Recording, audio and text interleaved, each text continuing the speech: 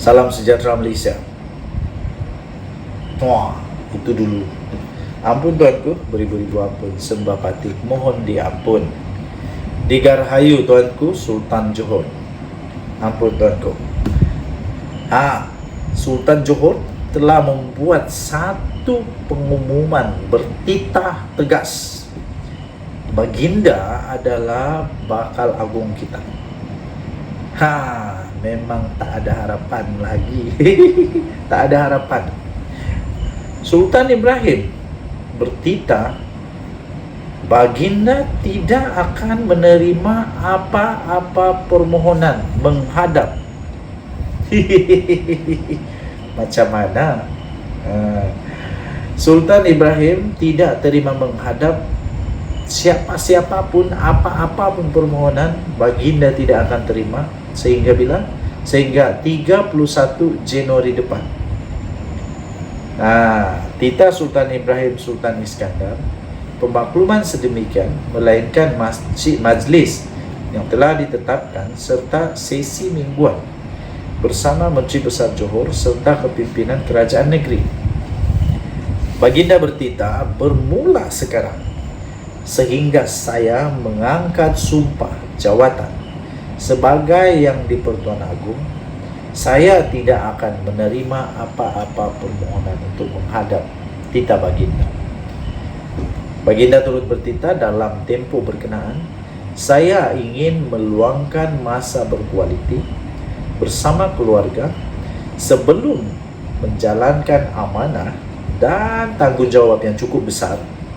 Titah baginda menerusi Facebook rasmi. Ampun tuanku, ribu-ribu ampun, sembah patik, mohon diampun. Daulat tuanku, saya setuju.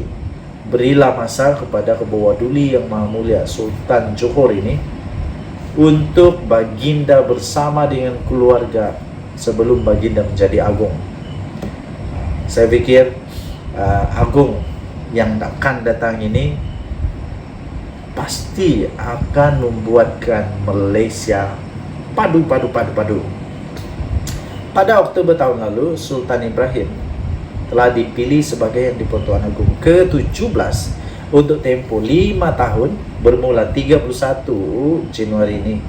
Keputusan itu dibuat pada mesyuarat Majlis Raja-Raja ke-263, mesyuarat khas yang berlangsung di Istana Negara. Baginda akan menggantikan Al-Sultan Abdullah Rayatuddin Al-Mustafa Billah Shah yang bakal menamatkan tempoh pemerintahan baginda pada 30 Januari ini. Ayahanda Sultan Ibrahim, almarhum Sultan Iskandar, merupakan Yang di-Pertuan Agong yang ke-8 yang telah dipilih pada tahun 1984. Jadi kita hormati. Baginda sudah bertitah. Baginda mahu ada masa berkualiti dengan keluarga. Alasan dari baginda ini cukup menyentuh hati saya. Cukup menyentuh hati saya. Baginda memang seorang pemimpin yang hebat. Dulu saya ada mentor saya kata, family first. Real man, family first. Baginda Sultan Ibrahim adalah teladan, adalah idola kita. Utamakan keluarga, pasti semua bahagia, semua bagus-bagus saja. Denyut nadi suara rakyat berkembang di channel ini. Daulat tuanku, ampun tuanku, beribu-ribu ampun, sembah patik, mohon diampun. Daulat tuanku. Salam sejahtera Malaysia. Akhirnya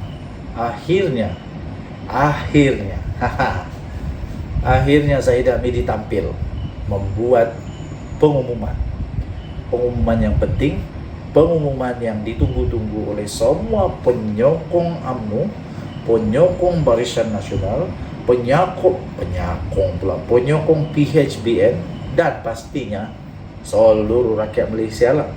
Dikala rakyat Malaysia semua semua dihidangkan dengan langkah Dubai lah, langkah Mamak lah, macam-macam lah langkah.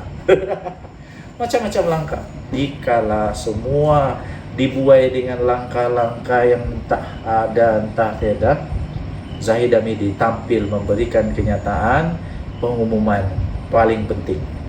Pengumuman ini akan menoktahkan, pasti menoktahkan semua persoalan, semua teka-teki, dan semua yang mahu jatuhkan kerajaan. Apa kata Zahid Hamidi? Ini kata Zahid Hamidi.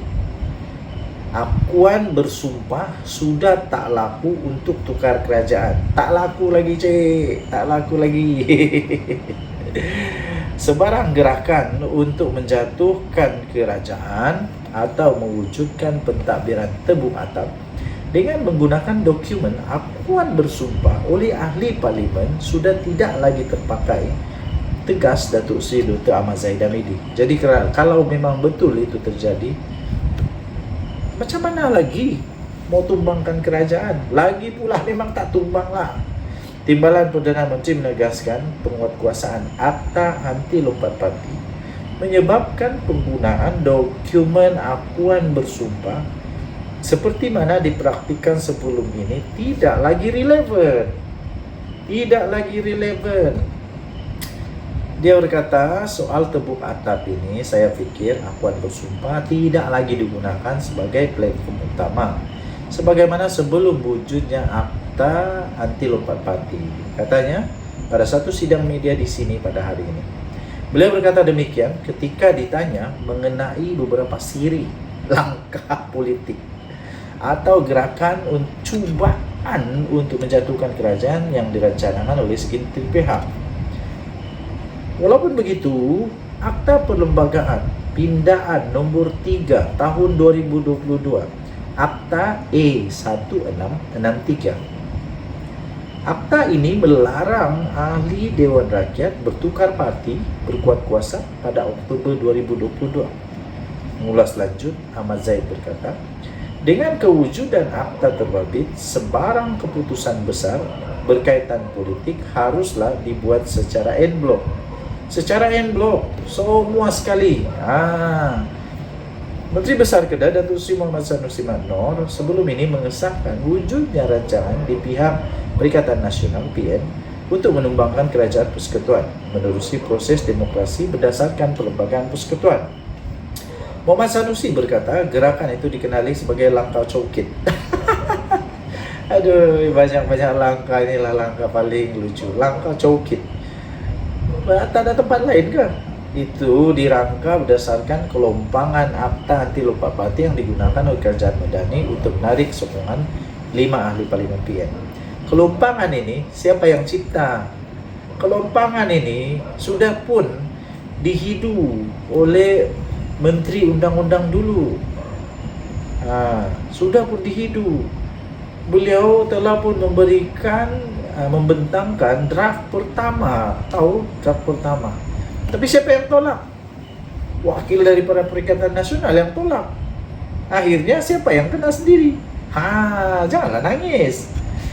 Malah sebelum itu timbalan Ketua Pengarah Cekom Datuk Ismail Yusof mendedahkan wujud komplot langkah Dubai yang didakwa digerakkan oleh pembangkang bermatlamat untuk menjatuhkan kerajaan pimpinan Perdana Menteri Datuk Seri Anwar Ibrahim. Buatlah langkah apapun, buatlah langkah kecil kah, langkah besar kah, langkah 1000 kah, langkah Pluto kah, langkah Marik kah, langkah surga kah, tetap tak juga tumbang. Macam mana mau tumbang? Kena cari 43 orang. 43 orang dari mana mau cari? UMNO hanya ada 29 kalau tidak silap, atau 30. Tak cukup juga. Itu pun kalau Zahid mau. Kalau Zahid tak mau, jadi macam mana? Mesti en bloc. Bye bye.